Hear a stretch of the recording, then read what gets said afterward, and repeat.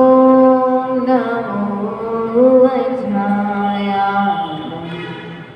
नमो Lowe सब सामूलम नमो Lowe सब सामूलम नमो Lowe सब सामूलम कारणमुकारं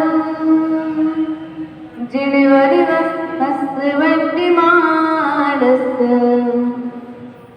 दंसणिमग्गं मोक्षामि जहात्मं समासेन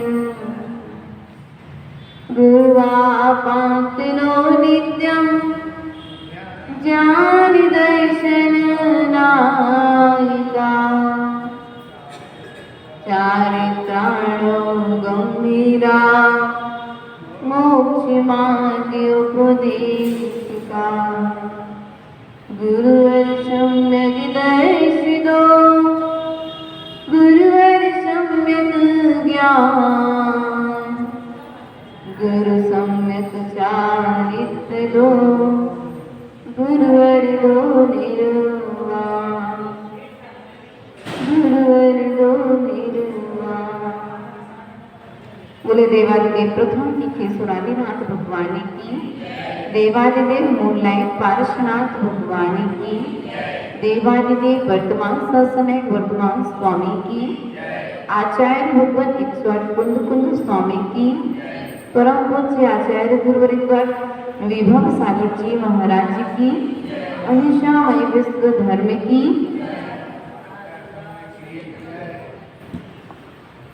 प्रिय बंधुओं, आचार्य भगवत कुंद कुंद स्वामी के श्री चरणों में नमस्कार करते हुए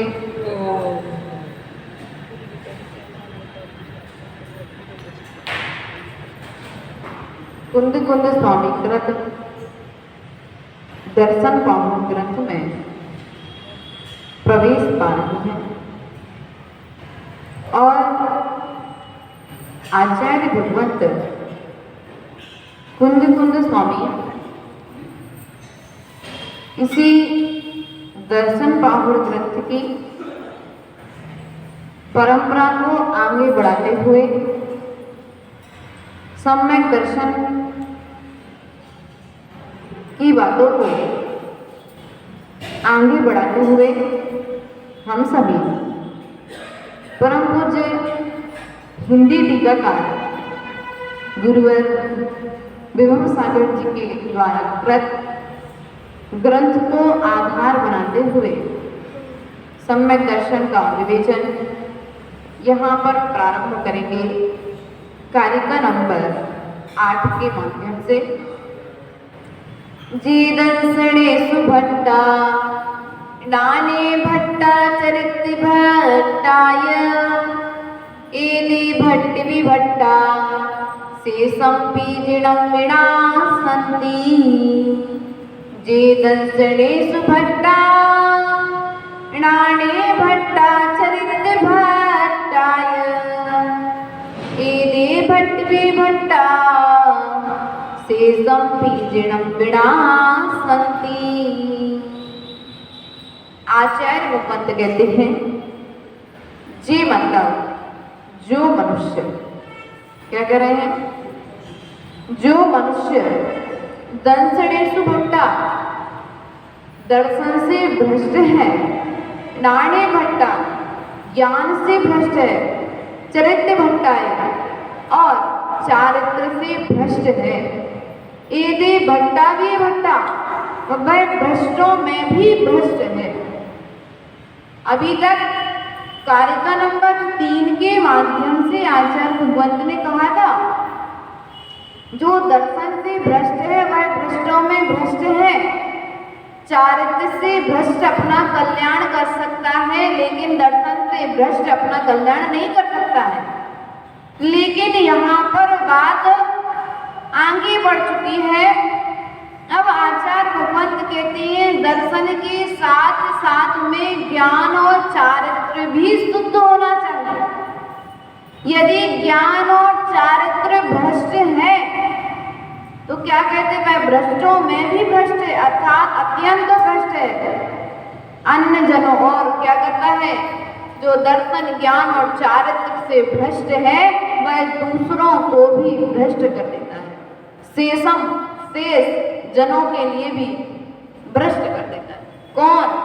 जो दर्शन ज्ञान चारित्र से भ्रष्ट है। जो दर्शन ज्ञान चारित्र से भ्रष्ट नहीं है, शुद्ध है जिसका दर्शन, सच्चा है जिसका ज्ञान सच्चा है अर्थात शुद्ध जिसका चारित्र है, ऐसा व्यक्ति अपने अनुरूप भ्रष्ट को भी शुद्ध कर देता है। लेकिन यदि भ्रष्ट की संगति कर रहे हो और व्यक्ति शुद्ध है तो क्या हो जाएगा, शुद्ध वाला भी भ्रष्ट की संगति से अशुद्ध हो जाएगा। हमारी स्थिति अभी क्या चल रही है, हम चारित्र से शुद्ध, दर्शन से शुद्ध, ज्ञान से शुद्ध,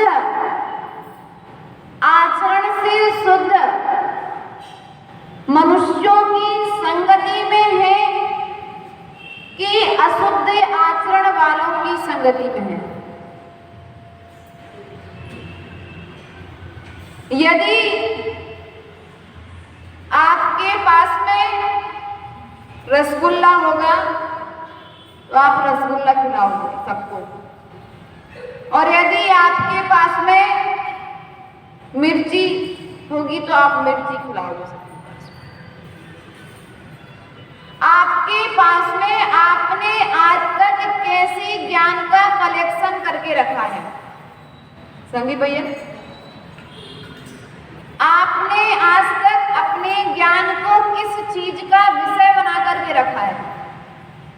अपने ज्ञान में मात्र बुराइयों को डाल करके रखा है कि कभी किसी के विषय में अच्छा भी सोच करके रखा है?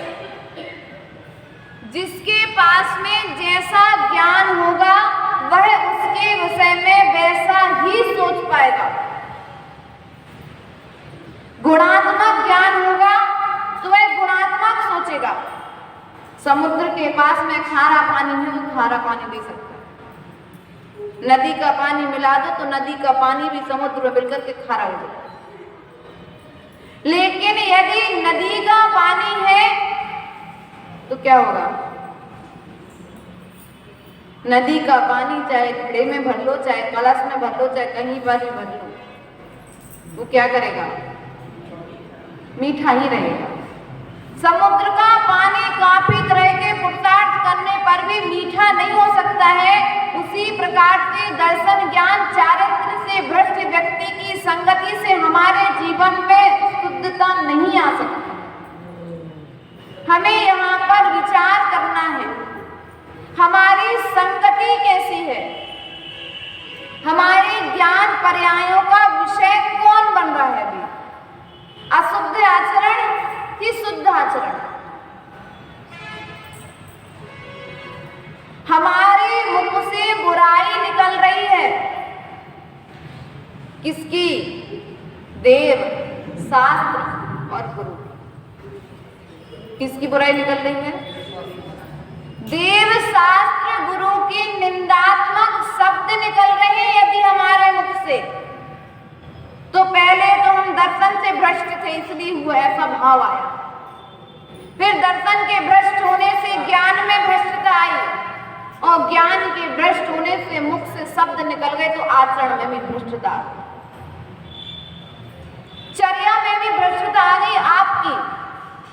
अभी यहाँ पर कोई साधु की बात नहीं कही जा रही। अभी सम्यक दर्शन जो है वह चारों गतियों के जीवों को हो सकता है। यहाँ पर श्रावक की चर्चा की जा रही है, कोई साधु की चर्चा नहीं की जा रही।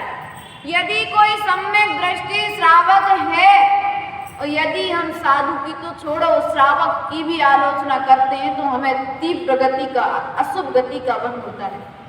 नरक और निगोद के अलावा कहीं तो मैं रास्ता नहीं।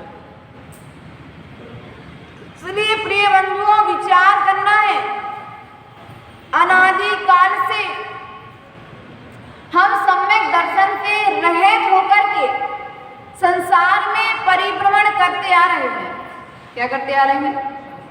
संसार में। तो इसी बात को समझाने के लिए आचार्य भगवत उमा स्वामी जी से पूछा गया। तो आचार्य भगवत कहते हैं तत्वार्थ सूत्र के 8वें अध्याय के पहले सूत्र में कहते हैं कि भगवान जब मैं इन सब चीजों से भ्रष्ट हूं तो मैं कैसे बचूं? तो आचार्य भगवान कहते हैं मिथ्या दर्शना विरति प्रमाद कसाय योग बंध है। क्या कहते हैं? मिथ्यात्व दर्शन अविरति प्रमाद कसाय योग बंधयित्वा। मिथ्यात्व, अविरति, प्रमाद, कसाय और योग ये क्या है? बंध के हेतु हैं। क्या है ये? बंध के हेतु है। कौन? मिथ्यात्व, अविरति, प्रमाद, कसाय और योग हमारे सम्यक दर्शन में दोष लगाने वाले हैं। अब आपसे कहा जाए कि इन पांचों को एक एक अंक दे दिया जाए। क्या दे दिया जाए? जैसे अपन ने मिथ्यात्व का एक नाम रख दिया 5, अविरति का नाम रख दिया 5, ऐसे पांचों के लिए अपन ने 5 5 5 5 अंक दे दिए। अब पांचों के लिए प्लस कर लीजिए आप। आपकी काउंटिंग में 25 आएगा, लेकिन ये एक के पीछे एक लिखे हुए 5 5 5 5 5 तो क्या बनता है? 55,555। अब इनमें सबसे ज्यादा विल पावर वाला, कर्म का बंध कराने वाला कौन है? 55,555। आपने मिथ्यात्व का त्याग कर दिया। किसका त्याग कर दिया? अभी आपने मिथ्यात्व का त्याग कर दिया, और जब आपने मिथ्यात्व का त्याग किया तो 1 5 कम हो गया। कितना बचा भैया? 55,555 आपके सामने लिखा हुआ है। उसमें से आपने उन 5 में से 1 5 कम कर दिया। अभी 4 5 आपके सामने लिखे हुए 5,555। कितना बचा? 5,555 अर्थात 50,000 गुना जो अपन को अभी पाप लग रहा था, मात्र मिथ्यात्व के त्यागने पर वह पाप कम हो गया। क्या हो गया? अभी हमारा मिथ्यात्व का त्याग है कि नहीं है? अविरति, अब आपने अविरति का त्याग कर दिया। क्या कर दिया? अब आपने अविरति का जब त्याग कर दिया है तो क्या होगा? कितना बचा? 500। प्रमाद का त्याग कर दिया तो कितना बचा? और कसाय का त्याग कर दिया तो, और ये जब 5,555 काम हो जाएगा तो 5 को कम होने में समय लगेगा क्या? अभी हमारे निमित्त से 25 कसाय चल रही हैं। 25 कसाय चल रही कि नहीं चल रही? कसाय कितनी होती है? मूल रूप में आप 4 जानते हो, क्रोध, मान, माया। लेकिन यहाँ पर उन 4 कसायों के भी भेद बताए गए हैं। अनंतानुबंधी, अप्रत्याख्यान, प्रत्याख्यान, संजुलन और 9 कसाय। 9 कसाय कौन से हैं? हास, रति, अरति, शोक, भय, जुगुप्सा। स्त्री वेद, पुरुष वेद, नपुंसक। इस प्रकार से ये कसाय 25 प्रकार की हैं। यदि आपने मिथ्यात्व का त्याग कर दिया, संदीप भैया, आपने यदि मिथ्यात्व का त्याग कर दिया तो आपने अनंतानुबंधी कसाय का त्याग हो गया। किसका त्याग हो गया? अब कितनी कसाय बची? अप्रत्याख्यान, प्रत्याख्यान और संजुलन। अर्थात 12 कसाई आपके बीच में अभी बची हुई है, लेकिन अब आपको किसी भी जीव को देख करके उसे मारने का भाव नहीं आ रहा है। कभी कभी ऐसे भाव बन जाते, इतनी तीव्र कसाई आती है कि मार डाले। अब आपने यदि अनंतानुबंधी कसाय का त्याग कर दिया है, मिथ्यात्व के त्याग होने पर अनंतानुबंधी कसाय का त्याग होता है। किसका त्याग होने पर? 6 महीने से अधिक आपका वैर नहीं चलेगा। धर्मचंद जी, यदि आपकी किसी से बुराई है सुशील भैया, तो 6 महीने से ज्यादा नहीं चलेगी। 6 महीने के पहले यदि आप सम्यक दर्शन को प्राप्त हो चुके हैं, अपने अंदर टटोलना कि अभी हमारे अंदर अनंतानुबंधी चल रही है, तो 50,000 विल पावर वाला कर्म का बंध अभी हमें चल रहा है। यदि हमारा किसी से धन संपत्ति के कारण, सुनील भैया ध्यान रखना, क्योंकि घर में लड़ाई का कारण मात्र एक है, धन संपत्ति। अच्छो को अलग करते, जब भरत और बाहुबली के बीच में युद्ध हो सकता है तो हम तो चतुर्थ काल के, पंचम काल के युद्ध। एक सूत्र याद रखना जीवन में, तुम लड़ झगड़ करके जिसे प्राप्त करोगे वो छूट जाएगा, प्राप्त तो हो जाएगा, लेकिन वो कहीं ना कहीं बीमारी आदि के माध्यम से निकल जाएगा। इसलिए ईमानदारी का रखना। कभी घर घर में, ये यहाँ का तो मैं नाम ले रही एक दो जन के, ये हर जगह की स्थिति, हर घर की स्थिति है। भाई भाई को अलग करने वाली जो चीज है वह है ध्यान। अच्छे बड़े से बड़े परिवार को तोड़ने वाला यदि कोई है तो वो, यदि चाहो तो इसी धन से तुम सम्मान प्राप्त कर सकते हो, और चाहो तो इसी धन से तुम स्वर्ग जा सकते हो, और चाहो तो इसी धन से नरक और निगोद की और त्रिंच गति की यात्रा कर सकते हो। निर्णय आपके हाथ में है। यदि किसी से बैर भाव चल रहा है, अनंतानुबंधी क्रोध मान माया चल रही है, तो आचार्य भगवंत कहते हैं कि जो जीव अनंतानुबंधी क्रोध मान माया लोग पालता है, वह नरक और त्रिंश का भागीदार होता है, नरक और निगोद का भागीदार होता है, त्रिंश गति भी नहीं मिलती उसको। विचार करो।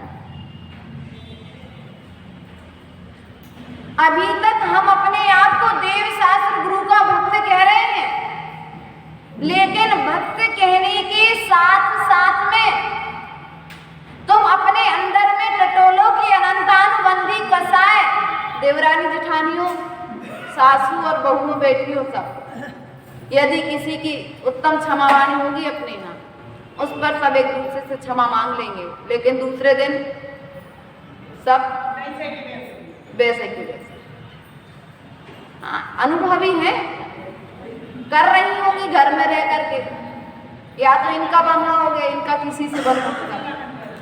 तो हमें विचार करना है, यदि हम अपने आप को सम्यक दृष्टि श्रावक मान रहे हैं, तो हमारा कहीं किसी से बैर तो नहीं चल रहा है, 6 महीने से ज्यादा कहीं हमारा बैर तो नहीं है। यदि है तो आज जाकर के क्षमा मांग लेना। जिस दिन तुम्हारे मन में कसायों का अभाव हो गया, उसी दिन क्षमा वाणी बंद हो गया। प्रिय बंधुओं, आप प्रत्याख्यान कसाय जिसके बल पर आप सम्यक दृष्टि श्रावक कहलाने लगे हैं। क्या कहलाने लगे संदीप भैया? सम्यक दृष्टि श्रावक कहलाने लगे हैं आप। सम्यक दृष्टि श्रावक के पास कसाय होगी, लेकिन अनंतानुबंधी कसाय नहीं होगी। कौन सी कसाय नहीं होगी? लड़ाई होगी, झगड़ा होगा, लेकिन उसकी कसाय 3 महीने से ज्यादा नहीं चलेगी, अर्थात 15 दिन, 3 महीने अधिक से अधिक। और उसके बाद में देशव्रती की कसाय जो होती है, अर्थात प्रथमाधारी आदि की जो कसाय होती है, वह कौन सी कसाय होती है? प्रत्याख्यान कसाय होती है। महाव्रती के पास में भी कसाय होती है, लेकिन वह कसाय भी संजुलन कसाय होती है, पानी की रेखा के समान। पानी पर रेखा खींची, कभी चित्र बनाया, कितने समय रुकता है। इधर पानी पर रेखा खींचते जाओ, उधर पीछे। उसी प्रकार से साधु के मन में कभी किसी कारणवश, प्रतिकूलता अनुकूलता वश कभी कुछ हो जाता हो, कसाय उत्पन्न हो जाती है, लेकिन वो कसाय ज्यादा समय तक रहने वाली नहीं है। यदि हमारे मन के अनुकूल साधु चल रहा है तो साधु बहुत अच्छा है, और साधु यदि हमारे मन के अनुकूल नहीं चला तो साधु क्या हो गया? अब श्रद्धान में दोष आ गए, तुम्हारे मुख से शब्द निकल गए। अभी तुम्हारे उस सम्यक दर्शन में दोष लग गया। क्यों? साधु की निंदा निकल गई। ये निंदा जो है वह तुम्हारे लिए त्रेंच गति का कारण बनेगी। इसलिए माँ जिनवाणी यहाँ पर बैठाल करके आप सबसे कह रही है, एक माँ अपनी गोद में एक बच्चे को बैठा लेगी, दो बच्चे को बैठा लेगी, लेकिन माँ जिनवाणी के अंदर में इतनी ताकत है कि 3 लोक के जीव भी यदि एक साथ आकर के बैठ जाए और उनकी बात को मान ले तो उनका कल्याण करने की सामर्थ्य रखती है। हमें मात्र माँ जिनवाणी की बात को मानना पड़ेगा, उनके द्वारा बताया हुआ आचरण करना पड़ेगा। पहले जब आप लोग छोटे थे डब्बू भैया, तो जैसे कभी अपने घर के बाहर रेत के ढेर पड़े होते थे, किसी को घर बन रहा है, कोई काम हो रहा है, जो जब रेत के ढेर पड़े होते तो हम क्या करते थे? जाकर उसमें घरगुले बनाते थे ना, नहीं बनाते थे? आप लोग में भी खूब खेला हो घरगुले का। और जब घरगुले बनाते थे और अंदर से यदि माँ की आवाज आ जाए कि बेटा खीर बन गई, तो क्या करते थे? उस घरगुले को छोड़ करके माँ की तरफ भाग जाते थे, घर पर जाकर के खीर को बना। उसी प्रकार से अनादिकाल जो मिथ्यात्व के कारण हम संसार में भटक रहे हैं, उस मिथ्यात्व के त्याग करने की बात यहाँ पर कुंद स्वामी के द्वारा कही जा रही है। माँ जिनवाणी तुम्हें पुकार रही है कि बेटा मिथ्यात्व को त्याग करके और सम्यक्त्व के आंगन में खेलो, सम्यक्त्व का आचरण करो, सम्यक्त्व को ग्रहण करो।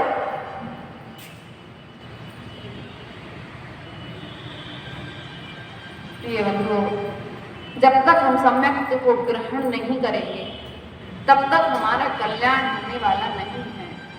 एक ही शब्द पर एक ही बात को समझाने के लिए 8 दिन से विवेचन चल रहा है। आज 8वीं गाथा यहाँ पर प्रारंभ हो चुकी है। ऐसा क्या कुंद स्वामी के मन में बात आई धर्मचंद जी की उनको 36 गाथाओं को लिखना पड़ा। मिथ्यात्व का आप त्याग कर चुके हैं, प्रमाद, धार्मिक क्रियाओं में प्रमाद करना। भैया मंदिर का समय था, सुबह आते तो अभिषेक कर सकते थे, लेकिन थोड़ा सा आलस कर दिया, अरे थोड़ी देर में मंदिर ही तो जाना है तो चले जाएंगे, प्रमाद कर दिया, आलस कर दिया। अरे ये महत्व समझते कि हाथ में ले हैं बच्चों को तो हमने अनादिकाल सिखाया है इन हाथों से, एक बार मेरे इन हाथों को धन्य करने के लिए मैं जिनेंद्र भगवान की प्रतिमा को उठा। हाथ तो जब धन्य होंगे जब हाथों से जिनेंद्र भगवान की प्रतिमा उठाई जाएगी। हाथ सबके पास है, लेकिन सबके पास में इतनी बुद्धि नहीं है कि उपयोग कहाँ करना है। आपके घर में आपकी श्रीमती है सुनील जी, आपकी श्रीमती ज्ञानचंद जी, आपकी श्रीमती आपके लिए कर्म बंध का कारण हो सकती है रमेश चंद जी, लेकिन आपकी श्रीमती हम मोक्ष मार्गियों के लिए मोक्ष का साधन है, मोक्ष को देने वाली माँ है आपकी श्रीमती। क्यों? मोक्ष कैसे देती है? भैया आप उसे वही श्रीमती तुम्हारे लिए कर्म बंध का कारण है। उसी स्त्री से आप भोगों को भोग रहे, विषय आदि कर रहे हैं, तो वही तुम्हारे लिए कर्म बंध का कारण है। लेकिन पड़गाहन के समय जब आत्रो दृष्टो करती है और हमें भोजन बना करके अपने घर में लेकर के जाती है, आहार दान देती है, उस आहार दान के बल पर हम 24 घंटे जब साधना करते हैं तो वो माँ मुझे कर्म निर्जरा का काल होगी। अर्थात कहने को तो आहार दिया है, लेकिन वास्तविकता में ये माँ मुझे मोक्ष देगी। हम इस महत्व को ना समझ पाए, अपनी मनुष्य पर्याय की दुर्लभता को, तो हमसे बड़ा पापी, हमसे बड़ा दुर्बुद्धि शायद इस संसार में कोई दूसरा न हो। आचार्य भगवंत ने एक बहुत प्यारी कविता लिखी है। जब जबलपुर में थे तो किसी श्रावक ने कुछ प्रश्न किया कि महाराज आप रोज रोज कहते हो, लोग बात सुनते तो नहीं, उन्हें जो करना जाकर के बाहर निकल कर के वही काम करते हैं, तो फिर क्यों कहते हो? तो आचार्य गुरुदेव ने लिखा उस कविता के अंदर में, मैंने उगते हुए सूरज से पूछा, मैंने उगते हुए सूरज से पूछा, हे सूरज दादा, इतनी सुबह है, इतनी ठंडी में इतनी जल्दी कैसे? सूरज ने कहा, मैं जग को जगाने आया हूं। क्या करने आया? सूरज ने कहा, मैं जग को जगाने आया हूं। तुम्हारे आने से, जग को जगाने से क्या जग जाग जाएगा? तुम्हारे आने से, जग को जगाने से क्या जग जाग जाएगा?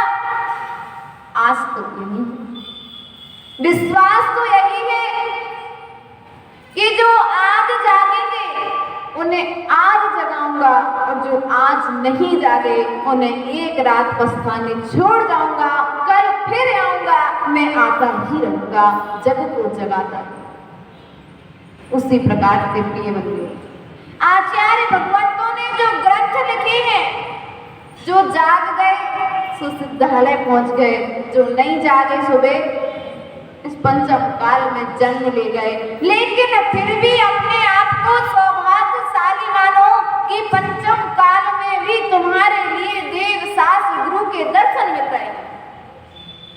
नहीं वरना ऐसे भी क्षेत्र हैं जहां पर इसी पंचम काल में, ऐसे भी क्षेत्र हैं तमिलनाडु साइड में जहां पर निर्ग्रंथ मुनियों का प्रवेश निषेध है। मदुरई कन्याकुमारी साइड जाओ, निर्ग्रंथ मुनि प्रवेश नहीं कर सकते उधर। आसाम गुवाहाटी साइड कुछ क्षेत्र ऐसे हैं जहां पर निर्ग्रंथ मुनियों का प्रवेश नहीं है। आप सौभाग्यशाली हो कि आप मध्य प्रदेश में हो और आपको रोज चाहो तो रोज आपको निर्ग्रंथ गुरुओं के दर्शन हो रहे हैं। जितनी श्रद्धा के साथ वहां के लोग आकर के नमस्कार करते हैं, उतनी श्रद्धा के साथ यदि आकर के तुम एक बार भी नमस्कार कर लो तो कल्याण हो जाएगा। जितनी श्रद्धा के साथ बंदर ने नमस्कार किया तो उतनी श्रद्धा के साथ तुम नमस्कार तो कर लो। बंदर का नाम आता है ग्रंथों में, सम्यक दर्शन का वर्णन जब होता है, श्रद्धा गुण की चर्चा जब होती है तो बंदर का नाम आता है, सुशील का नाम नहीं आया, सुनील का नाम नहीं आया कहीं, राकेश का नाम नहीं आया कहीं, रमेश चंद जी का नाम नहीं आया। क्यों नहीं आया रमेश चंद जी हमारा नाम? क्योंकि अभी हमने अपना श्रद्धा गुण प्रकट नहीं किया। लेकिन फिर भी मन में कुछ तो श्रद्धा के भाव जगे थे। इनके मन में भाव जगा कि भैया मेरी समाज का कल्याण कैसे होगा, मेरी समाज जो भटक रही है, इधर उधर जा रही है, उसको कौन संभालेगा। जब इनके मन में समाज के आचार्य कुंद स्वामी को जब चिंता सताई तो उन्होंने ग्रंथ लिखे, और जब समाज के वरिष्ठ लोगों को चिंता सताई तो उन्होंने चातुर्मास संपन्न करा। क्योंकि जब तक चिंता नहीं होगी, जब तक चिंतामणि जैसे नहीं बनोगे। आपको चिंता है किसकी? दुकान की, परिवार की, बच्चों की। आप जो चिंता कर रहे हो वही चिंता तुम्हारे लिए चिता बनाने वाली है। क्या बनाने वाली है? थोड़ा बोल तो दिया कर भैया। सब लोग ऐसे शब्द बैठ जाते हैं, इतने सारे जन बैठे हुए हैं, लेकिन ऐसा लगता है कि मात्र सब बिल्कुल प्रतिमा की तरह, बिल्कुल ना आंख तक नहीं पलका गया। बट आपकी होती समझ में आ रही ना बात? कहीं कोई शंका तो नहीं हो रही कि हमारे मन में किसकी चिंता है? बच्चों की चिंता है। कभी एक बार माँ जिनवाणी की चिंता के विषय में सोचा? कभी आपके मन में विचार आया कि आज भगवान का अभिषेक कौन करेगा पहले नंबर? पता नहीं कोई गया कि नहीं गया, इतना पानी गिरा, चलो हम जाते हैं। कभी मन में भाव आया कि नहीं आया? आज निर्ग्रंथ गुरु जिनालय में विराजमान है, धर्मशाला में विराजमान है, उनके पास कोई नहीं है, चलो आज हम देखने चले। कभी उनकी चिंता हुई कि नहीं हुई? ये तो चिंता हुई कि अमेरिका में बेटा रह रहा है, भोपाल में बच्चा रह रहा है, इस हॉस्टल में बच्चा रह रहा है, उसकी व्यवस्था अच्छी है कि नहीं है? कभी ये विचार किया कि नहीं कि मेरा बच्चा बाहर में पढ़ाई कर रहा है? बच्चे की चिंता तो की है, बच्चा बाहर में पढ़ाई कर रहा है तो उसकी व्यवस्था ठीक है कि नहीं है? लेकिन कभी साधु के प्रति चिंता की कि नहीं की? एक श्रावक वही है, एक श्रावक बच्चे की चिंता कर रहा है और एक श्रावक साधु की चिंता कर रहा है।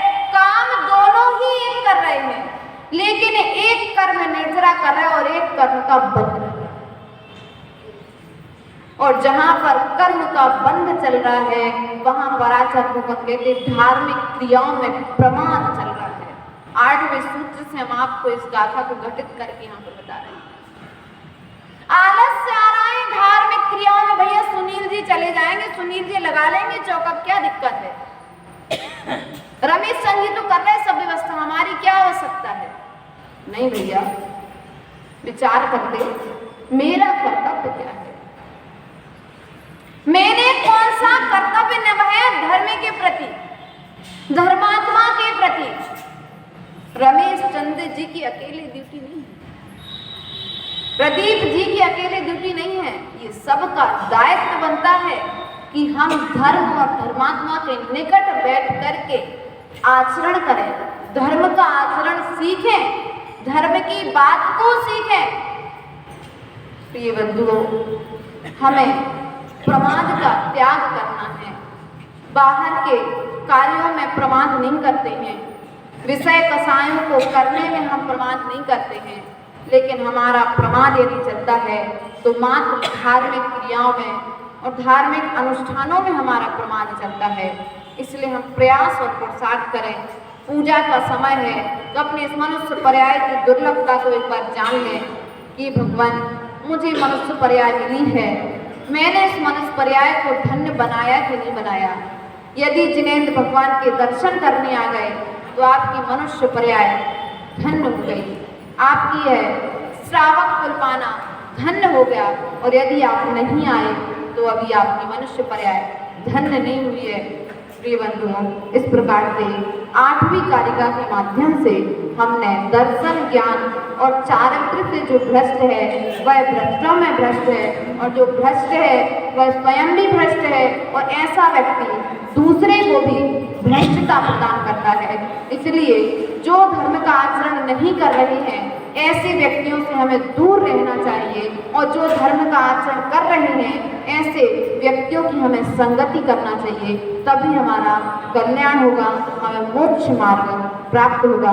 इन्हीं भावनाओं के साथ बोले परम पूज्य आचार्य भगवान कुंद कुंद स्वामी की, परम पूज्य आचार्य गुरुवरेश्वर विभव सागर जी महाराज की, अहिंसामय विश्व धर्म की